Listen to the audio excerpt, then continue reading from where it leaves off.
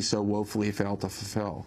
Well, I want to ask you about the latest on WikiLeaks, an organization you've written about quite extensively. The organization announced earlier today it was going to release the Syria files, more than 2 million emails from Syrian political figures, ministries, and associated companies, dating from August 2006 to March 2012. Meanwhile, founder Julian Assange has spent the last 2 weeks inside the Ecuadorian embassy in London in an attempt to avoid being extradited to Sweden. Last week, Susan Ben of the Julian Assange Defense Fund said Assange will remain inside the Ecuadorian embassy while his application for asylum is processed. Yesterday, Mr. Assange was served with a letter from the Metropolitan Police Service requesting that he surrender himself to Belgravia Police Station at 11:30 this morning. Mr. Assange has been advised that he should decline to comply with the police request. This should not be considered any sign of disrespect. Under both international and domestic UK law, asylum assessments take priority over extradition claims.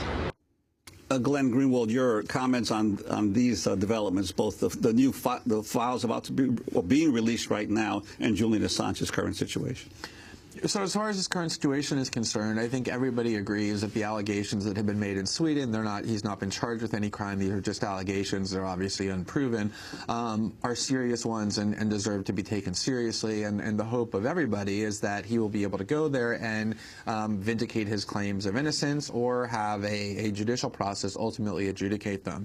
The problem is that the United States has given every indication that it is actively seeking to prosecute him. There's some evidence, not overwhelmingly reliable, that there's already a sealed indictment, but there's definite proof that there's an active grand jury. The Justice Department has confirmed there's ongoing criminal investigations. Dianne Feinstein yet again called for the criminal prosecution of WikiLeaks under espionage statutes. And the concern is that going to Sweden will enable the United States much more easily to extradite him to the United States and charge him with crimes for which he would end up in prison for life if convicted under very oppressive conditions. Sweden has a history of complying with the United States' lawless request. The UN found them in violation of the law in cooperation with the CIA's rendition program.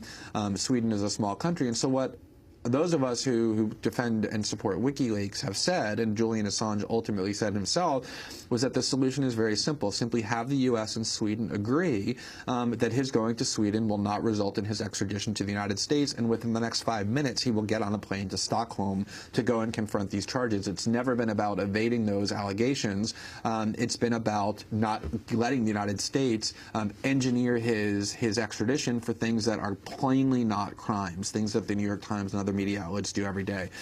As far as this latest release is concerned, I haven't seen the emails. I don't know much about them because the news of this broke as we were beginning the show.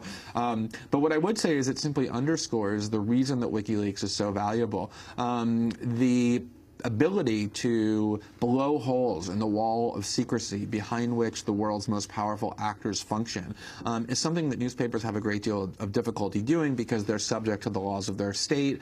They can't guarantee anonymity because reporters know who their sources are and can ultimately be forced to give them up, or surveillance can enable the detection of the sources. And so WikiLeaks created the system. Because reporters often depend on those very people in power for a lot of the information that they get to publish otherwise. Absolutely, and when the first thing that the New York Times does when they get leaks is they run to the United States government and ask the government what they should be allowed to publish and what they shouldn't be, and usually they end up complying, as they did when they learned that the Bush administration was secretly spying on Americans. They learned that in mid-2004, but because the Bush administration pressured the publisher and editor of the New York Times to sit on that, they sat on it for a year and a half until Bush was safely reelected and didn't tell us until 2005. They redact large amounts of information, and WikiLeaks doesn't.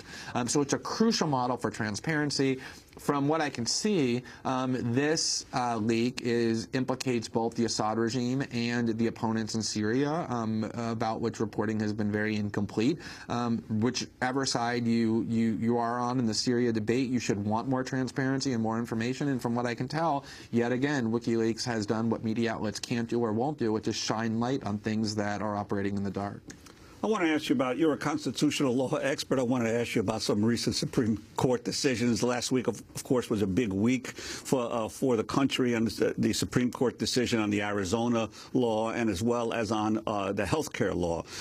Much has been made about Judge Roberts in both of these defecting supposedly from his conservative group of justices, and at least partially on both of these laws upholding the position of many liberals and progressives. Your assessment of the decisions and of the role Judge Roberts played in both of these?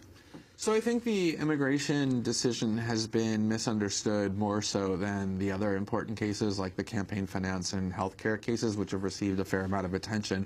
The Obama administration, I think, deserves credit for having sued Arizona and attempted to have the enforcement of that law enjoined.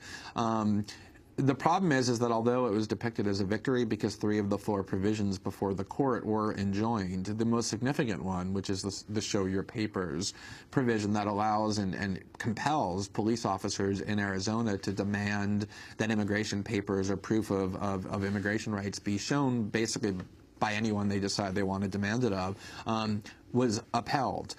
It was upheld on the proviso that if Arizona ends up enforcing it in a discriminatory manner, then they will revisit it, but there's really no way to enforce that provision except in a discriminatory manner. It's inherently discriminatory against Latino citizens in Arizona.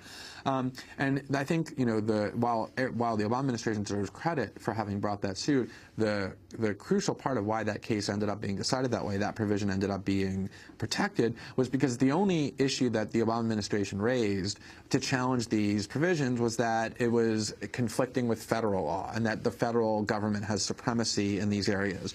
It chose not to argue. Right, and the Obama administration didn't raise the argument that it violates the civil rights because it's discriminatory. And you could look at it in one generous way and say, well, they didn't raise that argument because they didn't think the Supreme Court would accept it without there being evidence of how it was being enforced. But I think the real reason is that the Obama administration has been extremely aggressive in deporting people who are undocumented.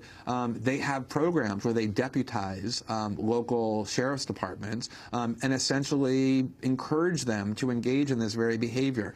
And that was ultimately what Arizona ended up saying, and what 9 justices of the Supreme Court, including Justice Sotomayor, who was expected to be hostile to this law, ended up agreeing with, was that it's very hard to say that what Arizona is doing with the show me your papers provision is in conflict with the federal government, given that the federal government often demands that local police officials do exactly that. So I think, you know, if you talk to Latino advocates and immigration advocates on the ground in Arizona, they'll tell you that this court decision, although depicted as a success, has left the Latino community in substantial fear that this provision, the most pernicious one, can continue to be enforced. As far as the broader question about Justice Roberts, you know, I think that the issue really has been that the Supreme Court is in real danger of losing legitimacy, not with just the right, which has hated the court since Roe versus Wade in the Warren Court, but now with the left. And I think it was crucial that the court demonstrate that not every decision gets decided among strictly partisan lines. And as the Chief Justice, I think he felt it was his particular duty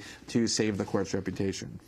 And in just a few seconds that we have left, you've been going around the country speaking on your book, and now in the paperback with Liberty and Justice for Some. What's been the reaction as you've been going around talking to people, concerns about the inequality of the court systems in America? Yeah, I mean, it's amazing. You know, aside from the fact the events are extremely well attended, you know, 500, 600 people to talk about the book, which is not, you know, a typical reaction. I think the reason is that if you look at the protest movements, both on the right and the left, the Tea Party, the Occupy movement, at the core of it was this idea that the system, politically and legally, is completely skewed for those who are most powerful, and that's a core violation of what the American promise was supposed to be. Well, and that does it for today's program. Glenn Greenwald is a former constitutional law and civil rights attorney and political and legal blogger for Salon.com. His latest book is With Liberty and Justice for Some, How the Law is Used to Destroy Equality, Protect the Powerful. One correction, the Patriot Act was signed into law on October 26, 2001. I'm Juan Gonzalez. Thanks for joining us for another edition of Democracy Now!